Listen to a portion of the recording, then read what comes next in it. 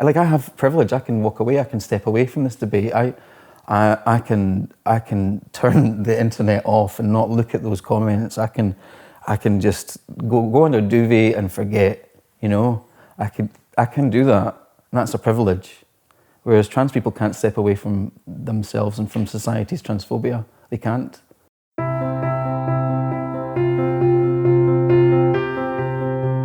I grew up in a little village just outside of a town called Falkirk in central Scotland. My early years were challenging and for lots of reasons. My dad was an alcoholic and a violent alcoholic, and so we had to escape his violence when I was about 5 or 6.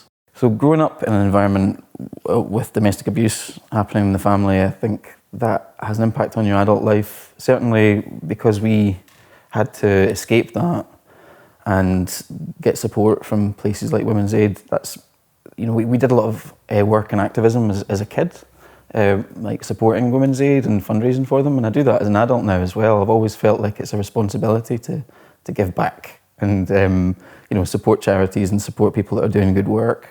My dad was a big, massive homophobe, and he used to single me out because I'm gay. He thought I was gay from birth, by the way. He took me to the doctor at one point to see if the doctor could cure me.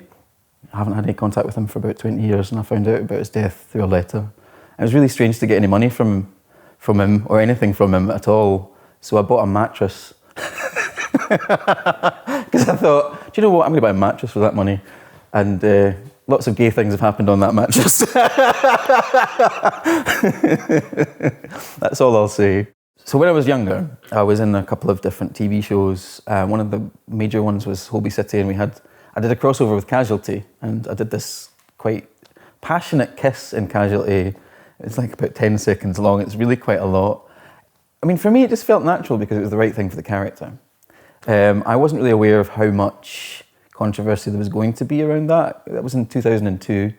And there is a big difference between a late night BBC Two drama and a primetime BBC One drama. And there was a huge outcry. But do you know what we did? Me and the other actor and the director, when we did the kiss, when we filmed it, we wanted it to be a long, passionate kiss. So if you watch the kiss, it starts off in one position and then we slowly spin round so it's in the opposite position. And we did that on purpose so they couldn't cut it or make it shorter. Because we're dead sneaky.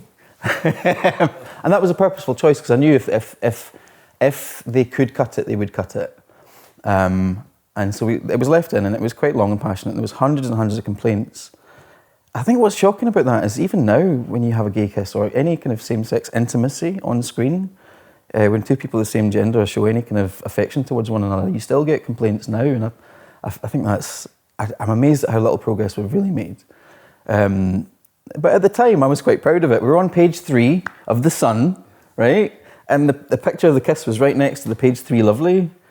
So I love this idea of like truck drivers being like, oh yeah, oh. So that I'm quite proud of.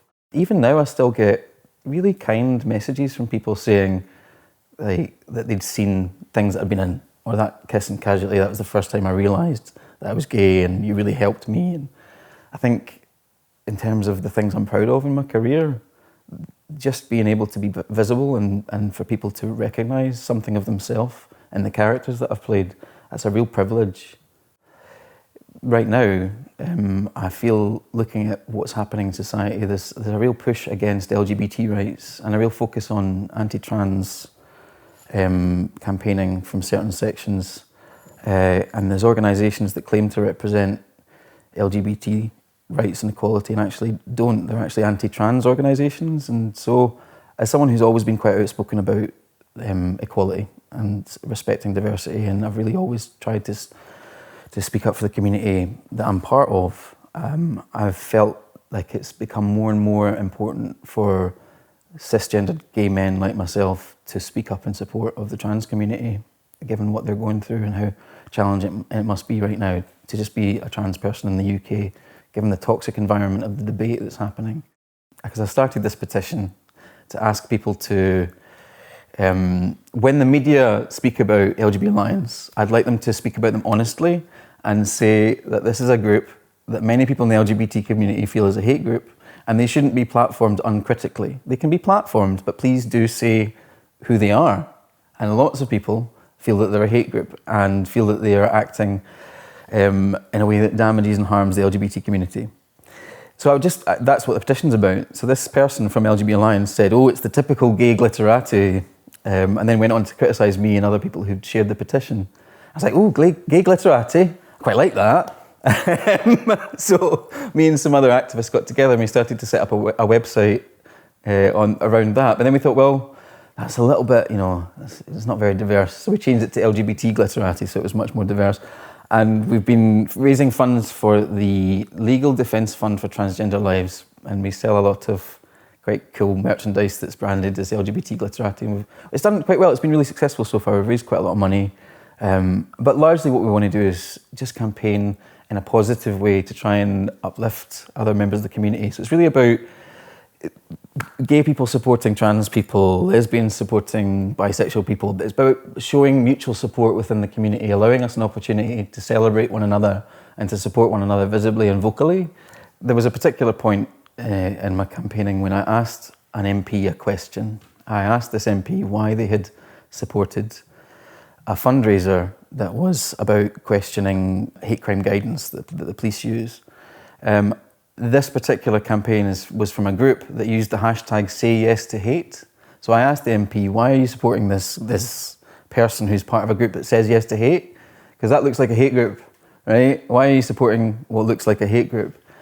And the MP didn't like the question. They didn't like that question so much that they sent me a legal letter asking for £2,500, which was terrifying. I think that's... I'm not a wealthy person. I don't get paid a lot working for the BBC. And it's scary to feel that someone's going to use their power and influence in a legal sense, because this particular MP is a lawyer, and the letter was very serious about its intent. And all I had done was ask a question. That's a real misuse of defamation legislation, as far as I can tell. I was really grateful to be supported by Scottish Pen in that, who support writers and bloggers and activists in terms of their freedom of speech, because we have a right to ask questions and people shouldn't be scared into silence. So when you come from a minority community that is historically oppressed and experiences this historic trauma, online abuse has a real impact on your well-being, your sense of safety, your sense of acceptance within society. I got to a point where I felt unsafe going outside. I felt unsafe being myself, being an open gay man, and that's something I hadn't experienced for a really long time. So it brought back a lot of experiences from my youth, I had to reach out and get proper mental health support. I have privilege. I can walk away. I can step away from this debate. I can turn the internet off and not look at those comments. I can just go under a duvet and forget. I can do that. And that's a privilege. Whereas trans people can't step away from themselves and from society's transphobia. They can't, because that's their life. That's their day-to-day. And because I know what it feels like, I want to help others, because I don't want anyone else to feel like I've felt. I don't want anyone else to experience the pain and the emotions that I've had from abuse throughout my life.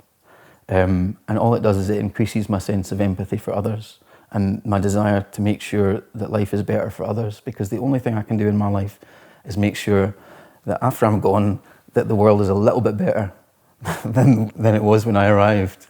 Do you know what I mean? I just want the world to be a better place for other LGBT people, and I'll never stop wanting that for others.